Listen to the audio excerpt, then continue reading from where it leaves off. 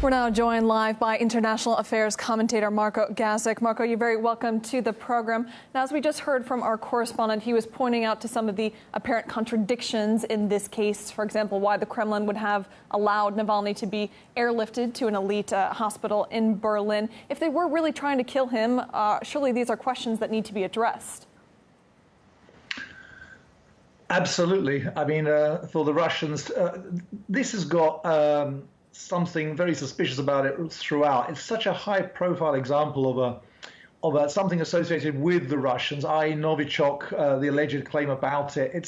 It all smacks of a story to me. I mean, the astronomer Carl Sagan once said that extraordinary claims required extraordinary evidence, and there are extraordinary claims here that the Russian government would, on its own territory, engage in a high-profile killing with a characteristic attributed poison, as it were, on one of its own citizens, and then spend the rest of the next year defending itself against such a charge. I mean, that is an absolutely absurd contention. I mean, also, really, I mean, all the circumstantial evidence points the other way. If, for example, there really was a use of the compound they've nicknamed Novichok on the plane, then surely everyone on the plane would have been infected or in danger of being infected. The hospital where he was held would have been in Germany, would have been now under lockdown with high security and all kinds of sterilization measures going on. We haven't heard any of this, and I don't believe any of this has started happening yet. So the circumstantial evidence indicates this is a trumped-up story, I'm afraid. Since the news of the Novichok diagnosis broke yesterday, there's been a huge focus on the Nord Stream 2 pipeline. Several top German politicians are calling for it to be scrapped at this time, even though Germany has already invested billions in it and it's almost completed at this point. Do you think these two things really should be construed together?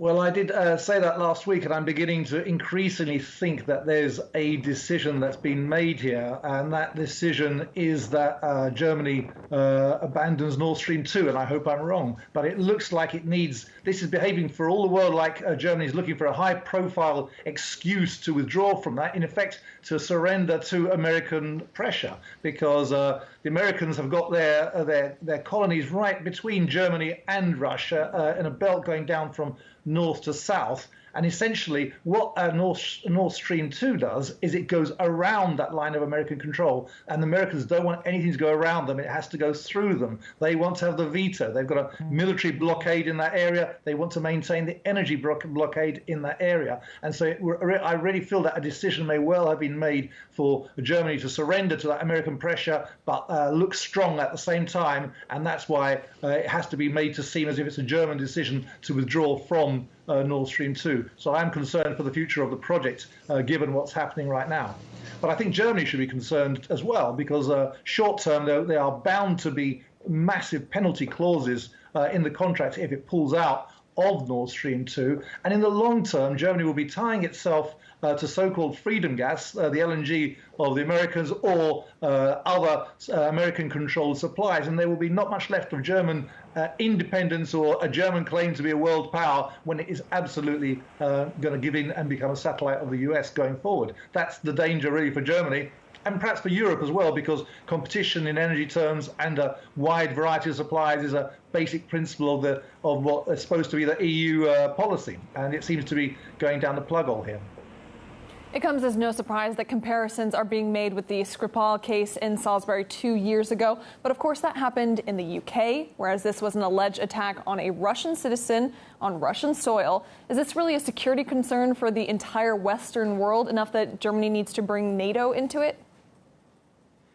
Well, as I say, it isn't. But what it does have is it has those the two N elements, Navalny and Novichok, which has been added lately. So it has a high-profile function in terms of justifying changes of policy. There is no security concern here whatsoever, as you say, because it's on Russian territory to a Russian citizen. There may be a moral and ethical impulse, if it really had happened as was claimed, for others to voice their opposition.